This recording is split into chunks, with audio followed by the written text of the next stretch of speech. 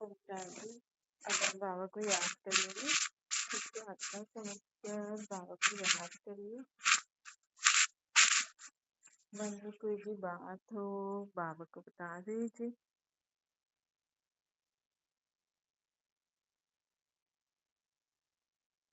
आत्मा अपने बाबा को सब मन की बातें बता रही है।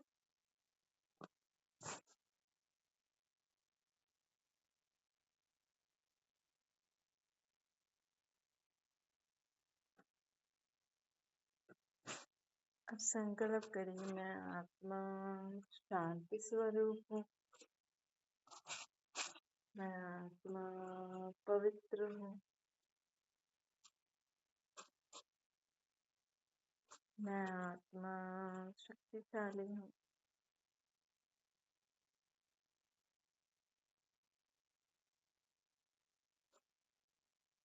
मेरा शरीर एकदम निरोगी है।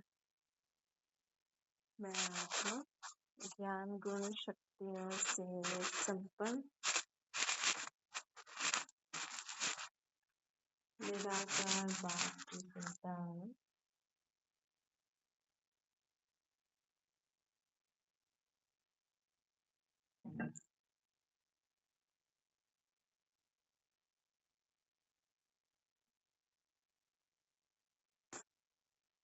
ओम शांति।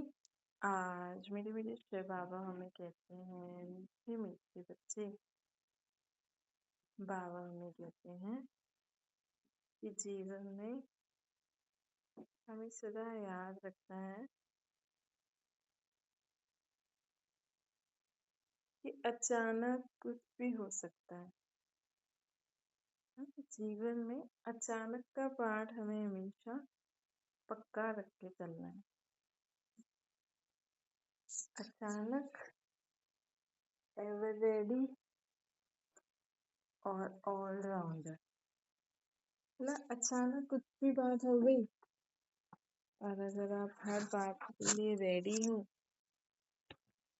तो मतलब एवर रेडी, और ऑलराउंडर मतलब सब काम आपको आता हो। जीवन में ऑलराउंडर है ना, मतलब सब काम आपको आता है। ऐसा नहीं अचानक कुछ भी हो गया और आप बोलो कि मुझे तो ये आता ही नहीं है। तो अचानक, एवर रेडी और ऑलराउंडर सब काम भी आना चाहिए। अचानक कुछ भी हो जाए, आपसे कोई बोले ये कर दो, हाँ मैं करने के तैयार हूँ, तो ऑलराउंडर भी होना चाहिए है ना। और बाबा कहते हैं कि जीवन में ना, देखो आप जितने शांत रहते हैं, आपके घर में आपके वाइब्रेशन फैलते हैं। अगर आप चाहते हो कि आपके घर में सब शांति से रहे, सुख शांति से रहे, स्पेशली ना पेरेंट्स जो घर के बड़े होते हैं ना,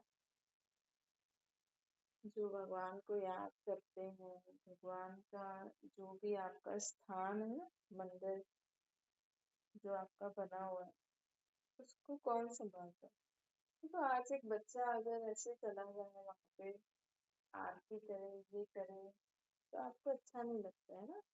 बच्चा नहा धो के वो तो खेल कूद के आएगा, उसको तो कि हाँ ये कृष्ण जी राम जी वो है, उसको तो अच्छा लगता है।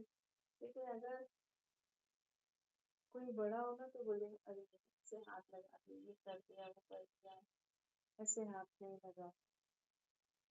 तो बाबा हमें कहते हैं कि देखो, भगवान को थोड़ी मूर्तियां वूर्तियां पता है, भगवान तो भावना देखते हैं ना। भगवान तो मन की, अब बच्चे के मन की भावना तो और ही अच्छी होती है ना। तो बाबा हमें कहते हैं कि देखो, जो जो घर के बड़े होते हैं ना, जो मंदिर संभालते हैं, किसी को जाने भी नहीं देते, कहते हैं हम ये सब कुछ करें।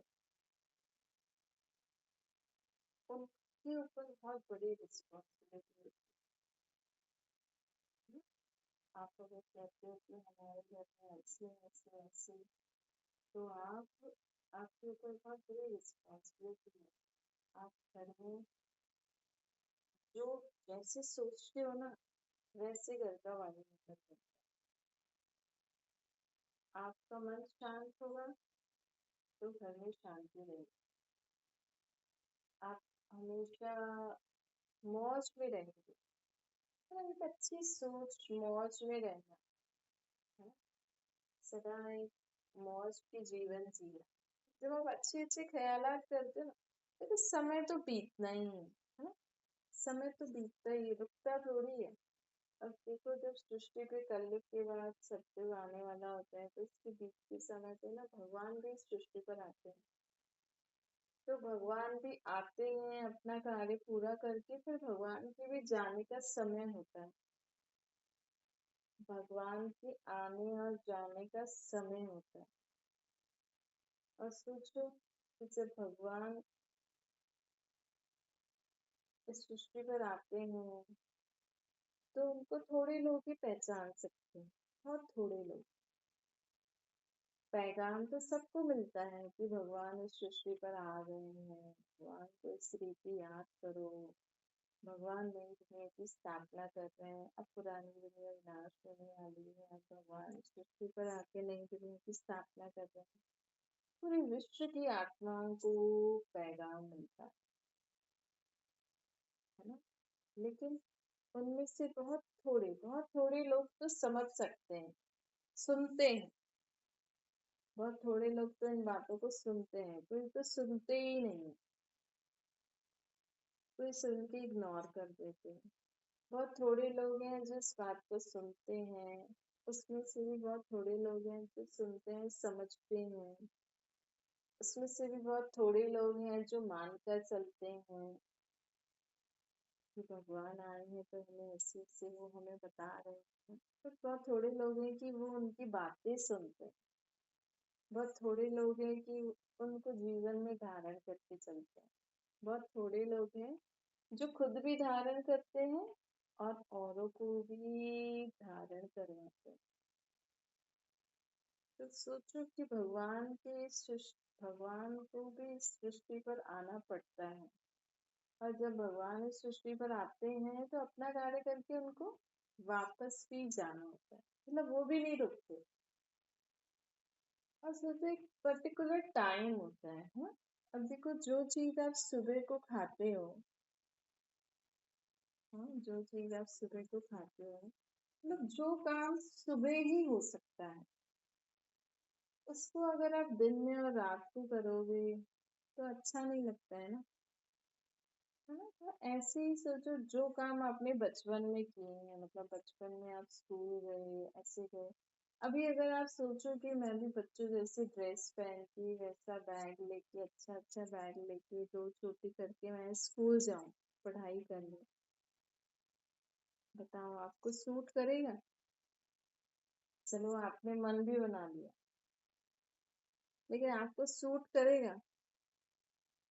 आपका शरीर कैसा हो गया है, उसमें आप बच्चों जैसे सूट ये पहन के, हालांकि लोग कहते हैं कि बचपन जवानी ऐसे कुछ नहीं होता है, जो काम करना अलग बात है। आप पढ़ाई पढ़ सकते हो, भले आप स्कूल में भी चले जाओ पढ़ने के लिए, लेकिन वो जो छोटे बच्चों के जैसे जो होता है ये सब चीजें बैग वैग और ये वो नहीं। आप सोचो कि जो बड़े बच्चे हो जाते हैं ना वो अभी तक छोटे बच्चों जैसे कलर चूज करते हैं और वैसी चीजें लेते हैं तो कहते हैं वो बच्ची है क्या अभी,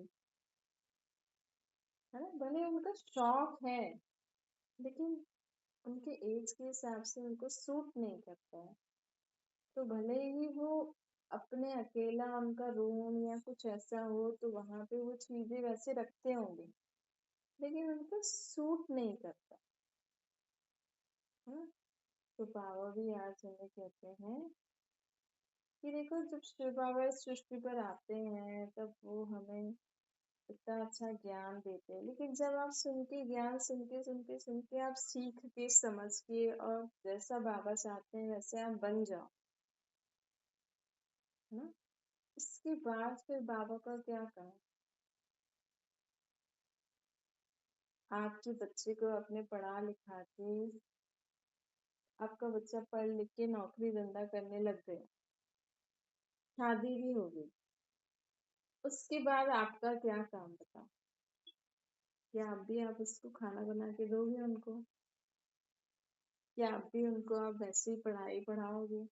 आपका काम है अब उनको वैसे पढ़ाई पढ़ाने का, उनको वैसे खाना बना के देने का, उनके कपड़े प्रेस करना, उनके लिए सब कुछ करना। अभी आपकी उम्र है वैसी, है ना?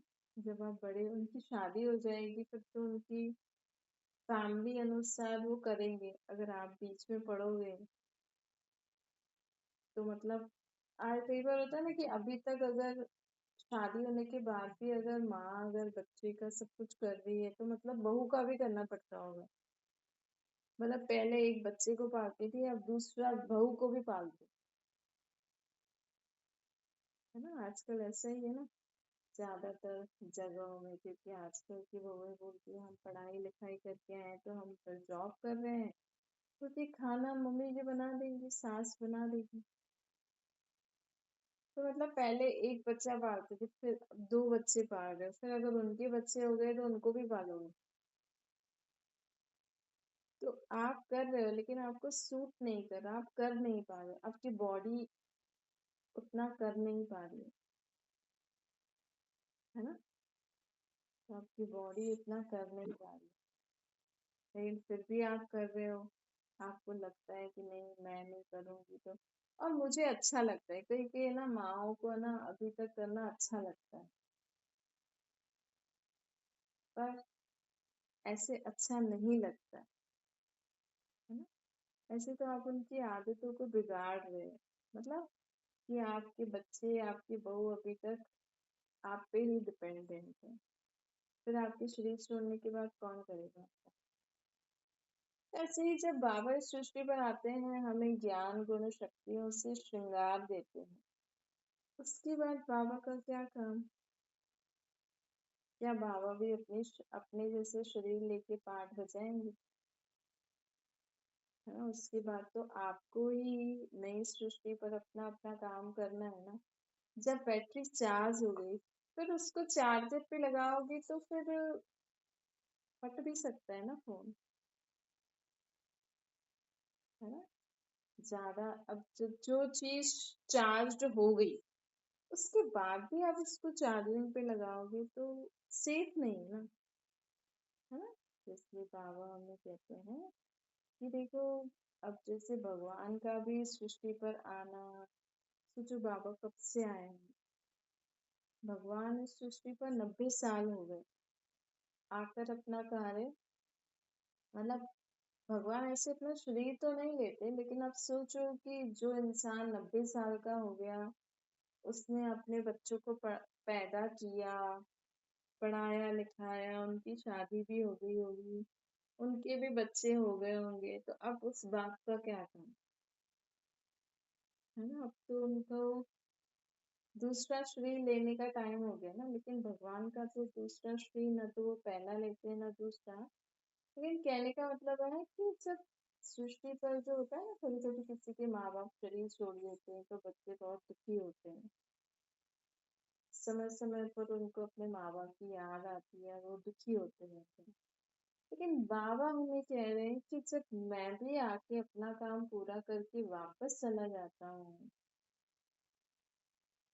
तो जो माँ बाप होते हैं ना, जो भी इंसान है, उनकी भी एक पर्टिकुलर उम्र होती है, उनका भी एक पर्टिकुलर टाइम होता है। मतलब हर आत्मा को, यहाँ पे हमें ना पिता माँ बाप इस रीति नहीं सोचे, हम सोचे कि हर आत्मा का एक समय होता है, उस समय अनुसार उसको अपना काम करना पड़ता है, वो काम करने के बाद फिर उसको वापस जाना ही होता है दूसरा पार्ट बजाने के।